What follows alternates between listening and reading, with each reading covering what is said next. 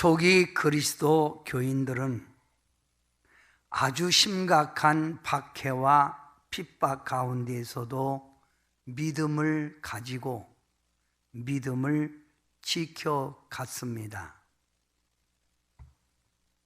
우리들은 지금 아무렇지도 않게 예배를 드리고 또는 성만 찬식을 행하지만 초대교회는 예배 한 번 드리는 것이 얼마나 큰 위험이고 성찬식에 참여한다는 것이 얼마나 감사한 일인가를 이들은 알았습니다. 예배 드리는 것이 믿음의 고백이요 하나님의 충성의 고백인 것을 이들은 늘 생각했습니다. 초대교회는 예배 드릴 때마다 성찬식을 거행하였습니다. 지도자 한 사람이 한 사람 한 사람을 호명하며 불렀습니다. 이때 대답을 하고 앞으로 걸어 나오면 기쁨이지만 대답이 없으면 그 사람이 감옥에 갇혔든지 사자에 찢겨 사자밥이 되어 죽었든지 십자가에 못 박혀 죽었든지 어떤 처형이 있었기에 예배드리러 오지 못한 것을 이들은 깨닫고 슬퍼했답니다. 그리고 그의 영혼을 위하여 기도하였습니다. 이와 같이 박해가 심한 시대에 하나님을 믿는 그리스도인이 되어 신앙생활을 한다는 것이 얼마나 큰 결단을 해야 되는가를 이들은 깨닫고 믿음을 지켜하는 것, 믿음을 가진 것을 감사하였습니다. 핍박과 환난 속에서 신앙만 지키던 고린도 교회는 결혼하는 것이 하나님의 영광이냐, 아니면 결혼을 하지 않고 독신으로 사는 것이 영광이냐, 또 불신자 배우자와 어떻게 살아가야 하느냐 하며 이들이 방황할 때 사도 바울은 여기에 대한 명확한 해답을 준 것이 고린도전서 7장의 전체적인 내용입니다. 분류해 보면 고린도전서 7장 1절부터 7절은 신자들의 결혼 생활, 7장 12절부터 24절까지는 불신자와 신자의 결혼 생활, 7장 25절부터 40절까지는 미혼, 독신의 생활, 이렇게 말을 하면서 하나님의 뜻을 가르쳐 준 것이 고린도전서 7장입니다. 성도 여러분, 결혼은 하나님이 주신 아름다운 것입니다.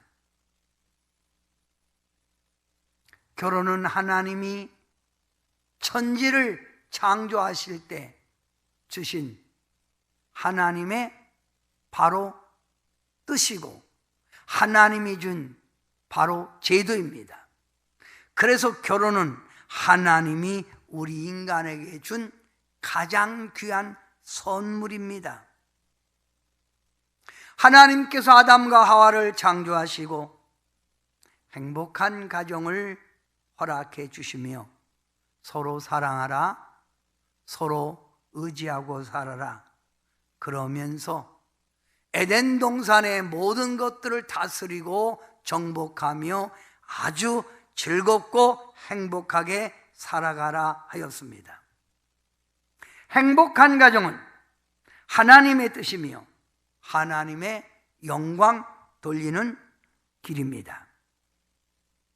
그런데 고린도 교회는 이러한 하나님의 뜻을 외면하고 핍박과 고통 속에서 신앙생활하는 성도들에게 결혼은 장애물이다, 결혼하면 영성이 약해진다, 그러니 결혼한 사람도 별거하라 라고 하는 영지주의 사상에 빠져 결혼에 대하여 갈등을 느끼게 했습니다.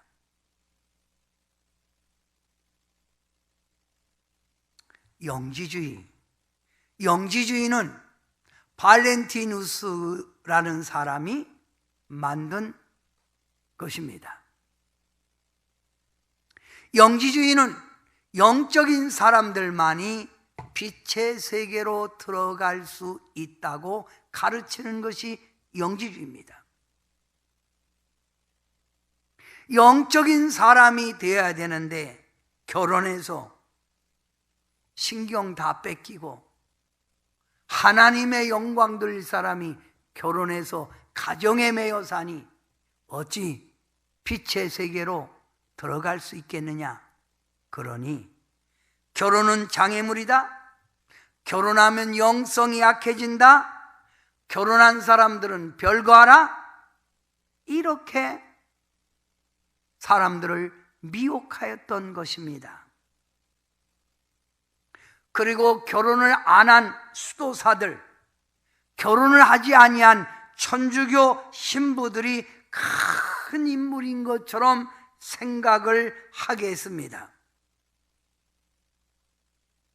이런 때 사도 바울은 아니다, 결혼은 하나님께서 주신 은혜요, 하나님의 영광 돌리는 길이다, 이것을 강조합니다. 성도 여러분, 우리 인간 삶의 행복을 위해서도 결혼을 해야 합니다. 그래서 하나님은 아담을 창조하시고 독초하는 것이 좋지 않아서 아담의 갈비뼈를 뽑아 하와를 만들지 않았습니까? 결혼, 음행의 죄를 짓지 않기 위해서라도 결혼을 해야 합니다. 인간의 욕구 중에 정욕이라는 욕구가 있습니다. 이 죄를 범하지 않기 위해서라도 결혼하라, 이 말입니다. 인간은 혼자 살 수 없는 존재입니다. 그래서 사회적 동물이라고 그러죠. 외로움을 극복해내기 위해서라도 결혼을 해야 합니다.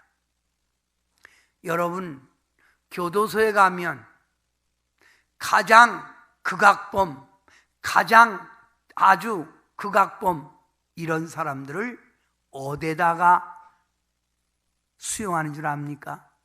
독방이랍니다. 독방.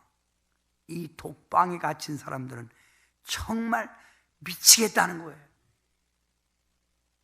외로움을 이겨내기 위해서라도 결혼하라, 이 말입니다.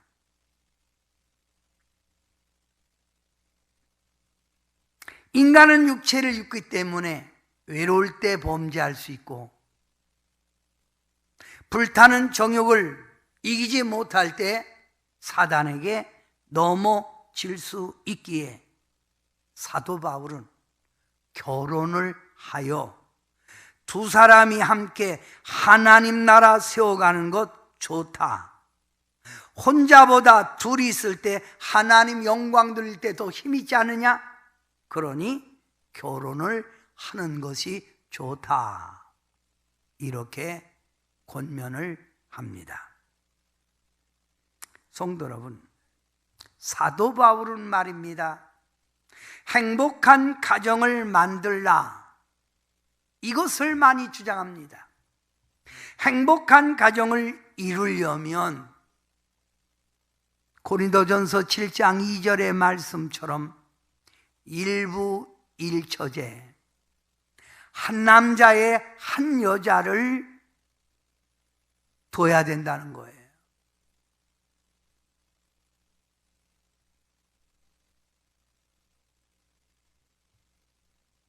고린도전서 7장 3절, 남편과 아내는 피차간에 서로의 의무를 다해야 한다, 이 말이지요.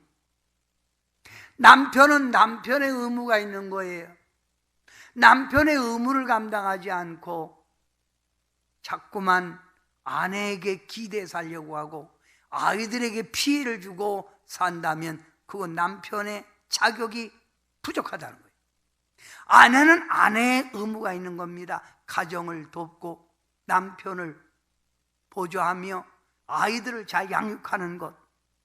어쨌든 남자 여자의 의무를 다해야 행복한 가정이 될 수 있다. 고린도전서 7장 5절, 분방하지 말라, 별거하지 말라, 이 말입니다. 분방하면 악한 마귀가 틈을 탈 수 있으니 기도할 때 외에는 분방, 서로 떨어지지 말라, 이 말입니다. 착 달라붙어 있어라, 이 말이지요. 사도 바울은 행복한 가정 이루어라 라고 권면합니다. 여러분 가정 하나님의 영광 돌리고 하나님의 뜻을 이룰 수 있는 길은 행복한 가정 만들어야 된다는 걸 알고 행복한 가정 이루어가기를 바랍니다. 또 사도 바울은 두 번째 이렇게 권면합니다. 독신을 주장하는 사람들에게 말합니다. 하나님만 잘 섬기겠다고 지나치게 독신을 주장하지 말라, 이 말입니다.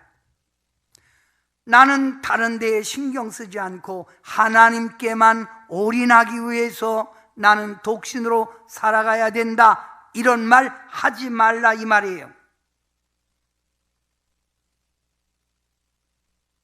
이들의 주장은 환난과 고난의 시대에 결혼해서 무엇하느냐?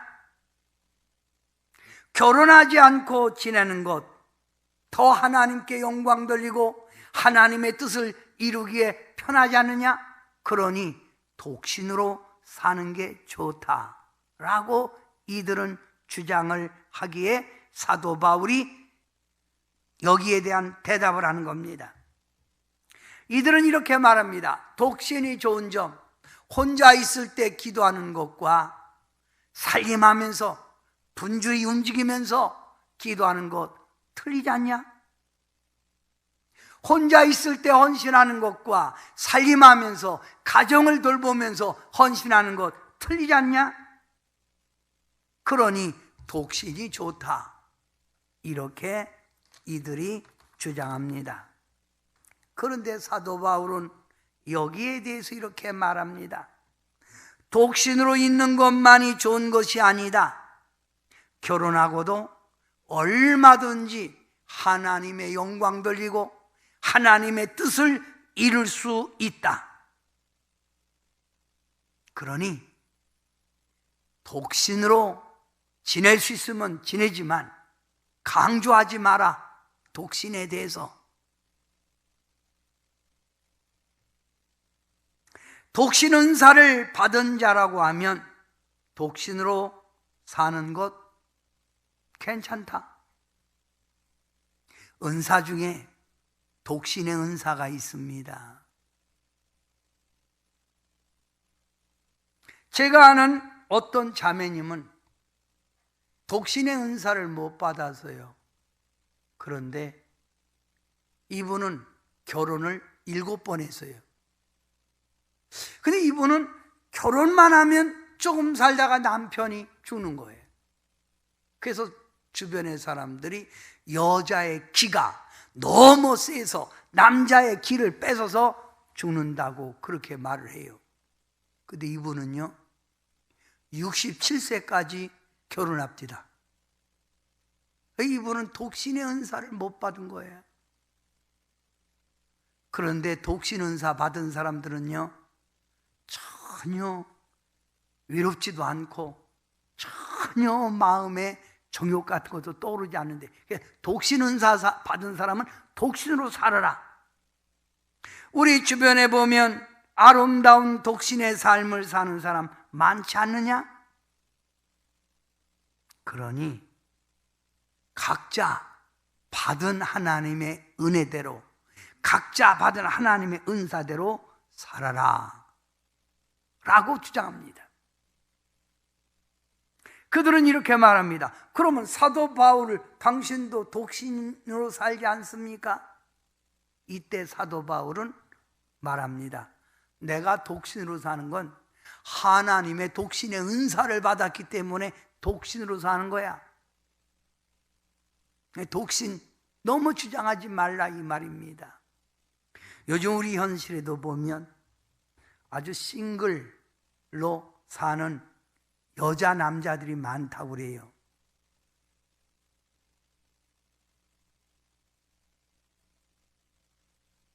저는 그렇게 환영하는 편이 아닙니다. 결혼해서 아이들 팡팡 낳아야 교회도 붕대고 우리나라 인구도 많아질 수 있는 거예요. 옛날에는 둘만 낳아 잘 기르자, 하나만 낳아 잘 기르자 그랬는데 요즘은 많이 낳으면 정부에서 돈 줍니다. 여러분도 할 수 있으면 많이 낳으세요. 아, 때가 늦었구나. 세 번째, 사도 바울은 결혼한 자는 이혼하지 말라라고 말합니다. 주 안에서 혼인한 부부는 서로 사랑 가운데 연합하여야 합니다. 서로 사랑 가운데 연합하여 한 집체이기에, 한 몸이기에, 한 공동체이기에 이혼해서는 절대로 안 된다라고 말합니다. 신앙생활은 믿음이 있는 사람과 결혼하고 믿음이 있는 사람끼리 만나게 되면 신앙생활이 활력이 있고 또 힘있게 신앙생활을 할 수 있습니다. 그러나 불신자와 만나게 되면 신앙생활에 얼마나 어려움을 많이 겪는지 모릅니다. 믿음이 없는 배우자와 함께 지낸다는 것, 어려움이 따르는 길입니다. 신앙의 장애물이 너무나 많이 다가오는 길이라 이 말입니다. 그래서 성경은 성도는 가능한 불신자와 결혼하지 말고 믿는 사람끼리 하라 했습니다.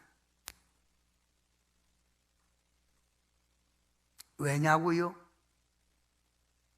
삶의 목적이 다릅니다. 하나는 위의 것, 하나는 땅의 것. 생각이 다릅니다. 언어가 다릅니다. 행동이 다르기 때문에 둘이 하나가 되기가 너무나 어렵다는 겁니다. 결혼할 때 신경 써서 먼저 해야지요. 우리 주변에는 결혼을 해놓고 갈등을 하는 사람들이 너무나 많습니다. 신앙생활하는 믿음의 아내, 불신자의 남편을 보면서 맨날 아유 저런 인간하고 내가 언제까지 살아야지,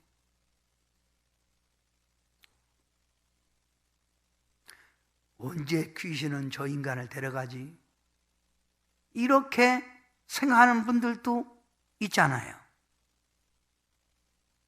믿음 생활 잘하는 남편이 불신자 아내를 바라보면서 아유 내가 눈이 뼈지, 고집은 똥꼬집이다가 아이고 내가 저 인간하고 언제까지 살아야지, 이런 생각하며 사는 분이 있다 이 말입니다.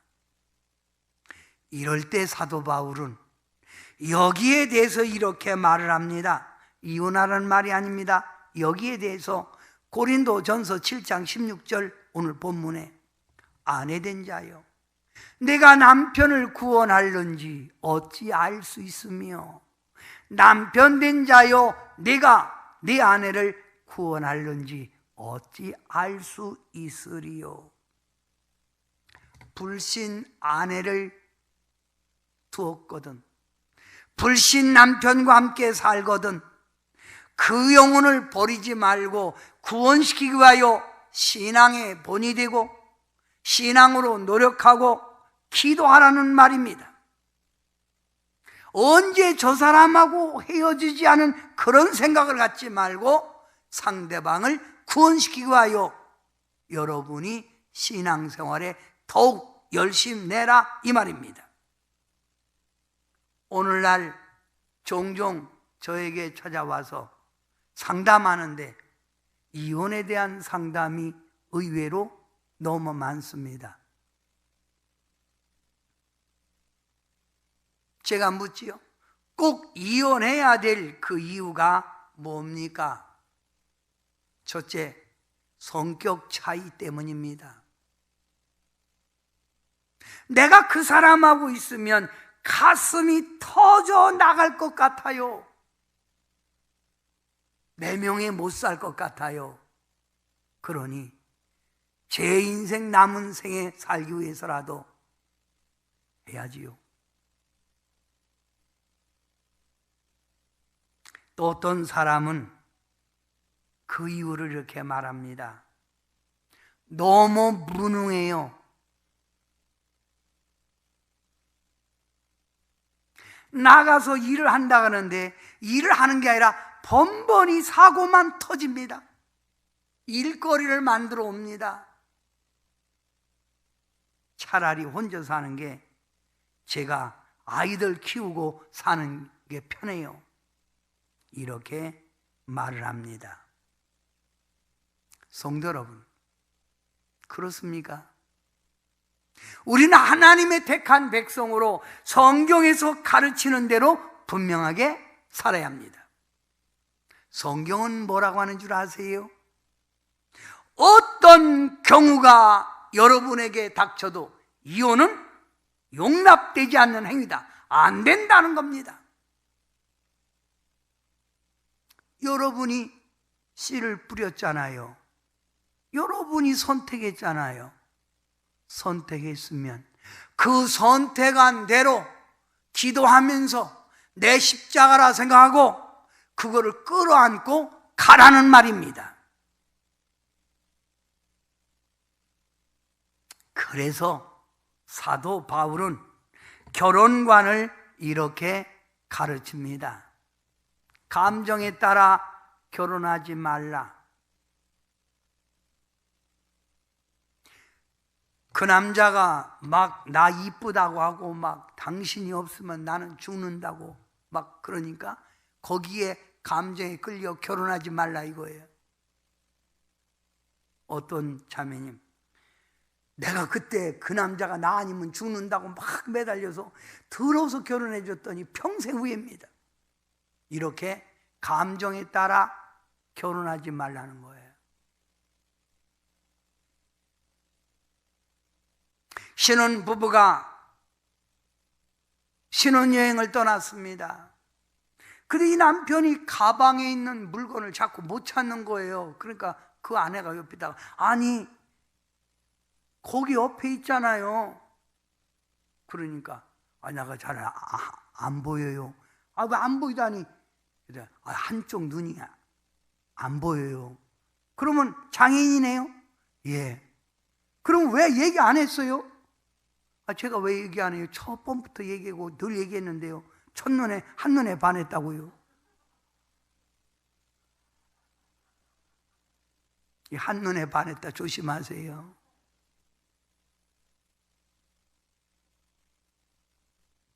다른 사람 강요에 의해서 결혼하지 말라. 부모님이, 형제들이 걔 좋아, 해야 돼, 놓치면 안 돼, 놓치면 안 돼. 선택은 내가 하는 거지 다른 사람의 기준에 따라서 하는 게 아니에요. 사도 바울은 다른 사람 강요에 의해서 결혼하지 말라. 만약 결혼했으면 가능한 이혼하는 것보다 화평과 용서를 구하라. 여러분, 자, 제 손이 이렇게 마주치면 소리가 나지요? 그런데 이 손이 이렇게 가면 절대 마주치는 게 없지요. 왜 가정에서 불화가 나는 줄 압니까? 마주쳐서 불화가 생기는 거예요. 화평 피하라 이 말입니다. 그리고 상대방이 부족한 것이 있고 잘못하면 용서 구하라 이 말이에요. 또 지랄이네. 이런 행동하지 말라 이겁니다. 하나님을 믿는 사람은 용서, 세상 사람들이 용서하지 못할지라도 우리는 용서, 마음을 넓게 가져야 합니다. 제가 오늘 예배 드리기 전에 딱 문자가 왔어요. 그래서 제가 웬 문자야? 잠깐 봤는데 우리 가까운 여기 우리 교단에 있는 목사가 저보다 나이가 한 10년이 젊어요. 아니 10년보다 더 젊다. 근데 큰 교회를 맡아서 들어가서 목회를 하고 있었어요. 그런데 장례 죽었다고 그 장례식장을 문자 넣어준 거예요. 전 너무 의아했습니다. 이거 잘못된 거 아닌가? 그리고 아는 분에게 전화를 해봤어요. 아니, 그 목사 죽었어? 그랬더니 죽었어. 왜? 교회에서 나가라. 그러더니 다음 주까지 나가라.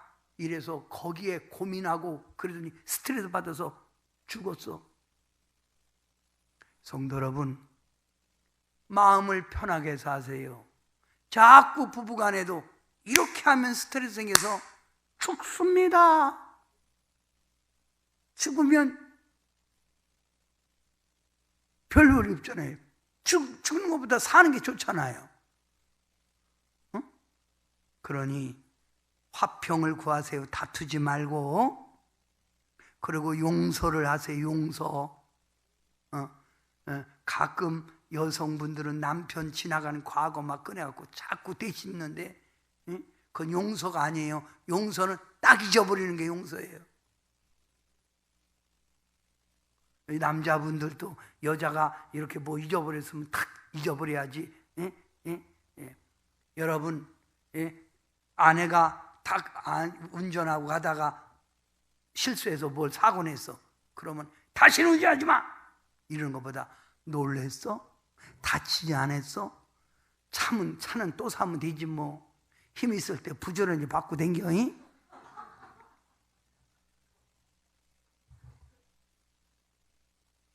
이 마음을 넓게 먹어야 되나? 소령 너희가 불신자와 살거든 그 영혼이 회심, 구원받기 위해서 노력하라. 이혼하려고 하지 말고 노력하라 이 말입니다. 자녀들에게 본을 받도록 결혼 생활에 용이하라.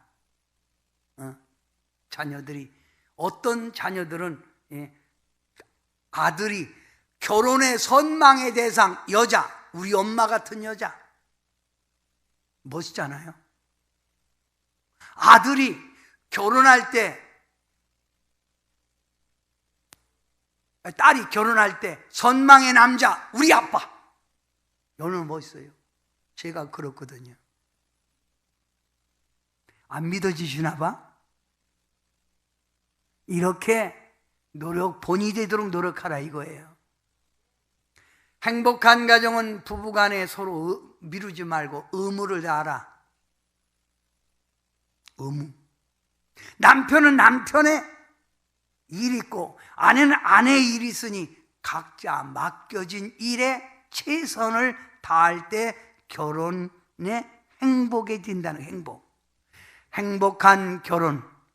바로 여기 6가지 여러분 기억해 두셨다가 이렇게 사시기 바랍니다. 아멘. 성도 여러분, 신앙이라는 게 뭡니까? 신앙은 먼저 하나님께 영광이요 사람들을 살리기 위한 것이 신앙 아닙니까?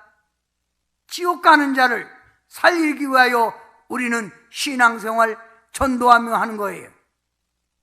신앙생활 속에서 이것도 하지 마라, 저것도 하지 말라, 이렇게 여러분 성경에서 말합니다. 그러나 그것은 여러분의 삶을 억압하기 위해서 하는 게 아닙니다. 이것도 하지 마라, 저것도 하지 말라는 것은 여러분이 더욱 하나님과의 관계를 더 바로 갖고 더 깊어지기 위해서 권면하는 거예요. 이것도 하지 말라, 저것도 하지 말라 하는 것은 행복과 평강의 삶을 살기 위해서 여러분에게 가르치는 내용이라 이 말입니다.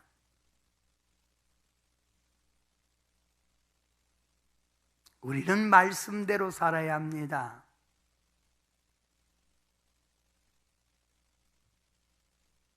제가 아는 집사님은 언제나 교회에서 최고의 덕을 세우고 칭찬받는 좋은 집사님이셨습니다. 그러나 그 집사님은 언제나 눈을 보면 눈이 빨갛게 충혈되어 있었습니다. 왜 그럴까? 저 집사님. 그 이유를 나중에 알게 됐습니다. 그 집사님의 눈이 충혈된 그 이유를 알게 됐다 이 말입니다.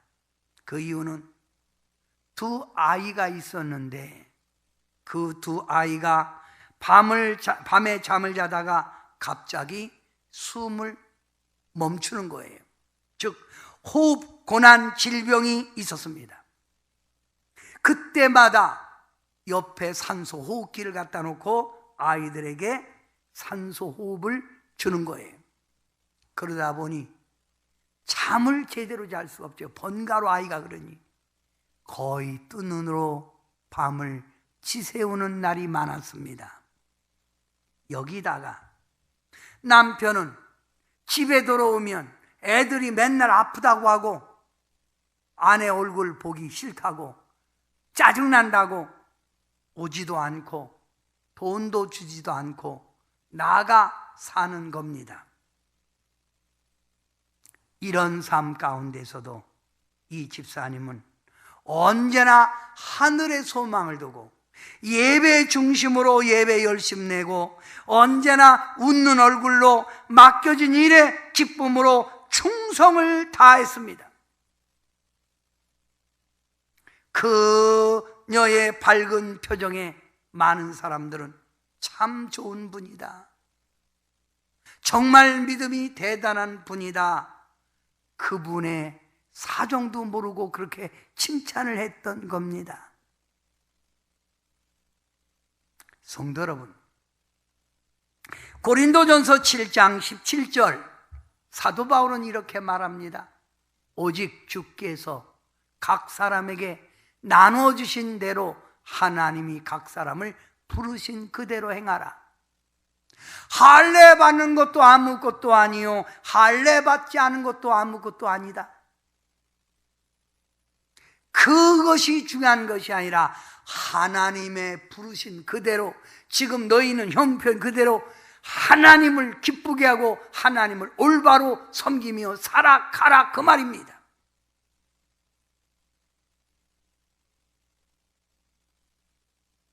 고린도전서 7장 20절 각 사람은 부르심을 받은 그 부르심 그대로 지내라.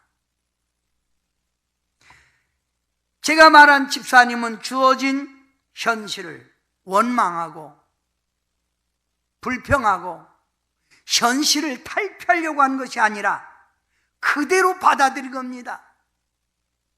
이것이 나의 사명으로 알고 아이들 정성스럽게 돌보며, 남편이 그렇게 가정을 돌보지 않고 떠나가 있어도 원망하고 불평한 것이 아니라 그 현실 가운데 감사하며 하나님께 영광 돌리며 살았다, 이 말입니다. 이것이 바로 각 사람은 부르심을 받은 그 부르심 그대로, 그 자리에서 그대로 살아라, 이 말입니다.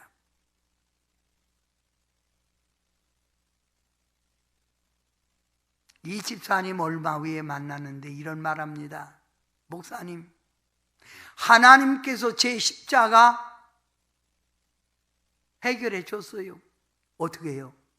아이들 하나님이 다 고쳐줘서요, 지금은 산소호흡기 없어서 살아요. 그리고 목사님, 제 옷 멋있지요? 멋있는데요? 비싼 것 같은데요? 네, 저희 남편이 얼마 전에 들어와서요, 네가 어려운 가운데도 가정을 지켜줘서 고맙다, 내가 너 고마워서 50만 원짜리 옷 사준다. 이게 50만 원짜리예요. 성도 여러분, 여러분의 지금 가정은 어떻습니까? 좋은 가정도 있지만 힘들고 어려운 가정도 있을 겁니다. 그러나 힘들고 어려울 때 여러분은 그것을 탈피하기 위하여 불평하고 원망하지 말고 그대로 받아들이면서 하나님을 향하여 소망을 갖고 믿음으로 감사하며 살아가라, 이 말입니다.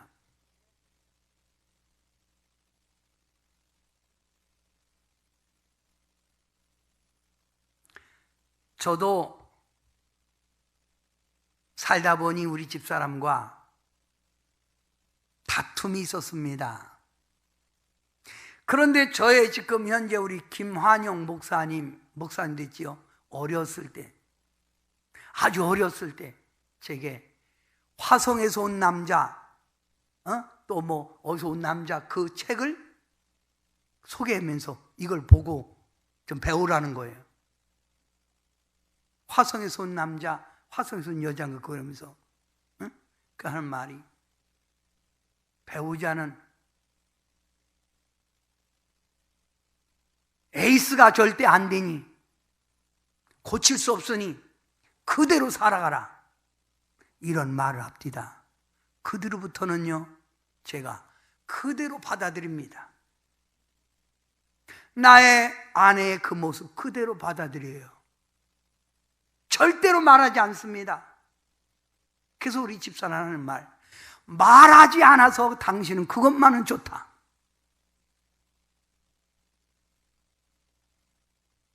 성도 여러분, 여러분은 하나님의 부르심을 입은 하나님의 백성이요 예수 그리스도의 신부이십니다. 나의 환경에 어떠한 조건이 닥칠지라도 하나님이 그 가운데 나를 불렀으니 부르심을 입은 자답게 그 자리에서 주님의 빛을 비추며 살아가라, 이 말입니다. 행복은 뚝 떨어지는 게 아니라 이 말입니다. 내가 노력하고 가꿀 때 행복한 가정이 되는 겁니다. 이혼, 하나님은 절대로 하지 말라 권면합니다. 좋은 가정, 행복한 가정, 서로가 의지하고 서로가 노력할 때 만들어갈 수 있는 겁니다. 고린도전서 7장을 결론을 내려봅니다. 부르심 받은 그대로, 부르심 받은 그대로. 여러분, 우리나라에서 와서 간증한 사람이 있지요. 그 손이 양쪽이 없고 다리가 없고 이렇게 뛰어올라서 이렇게 한 사람, 응? 예, 브리치치, 무슨 앞에 뭐라? 니 브리치치?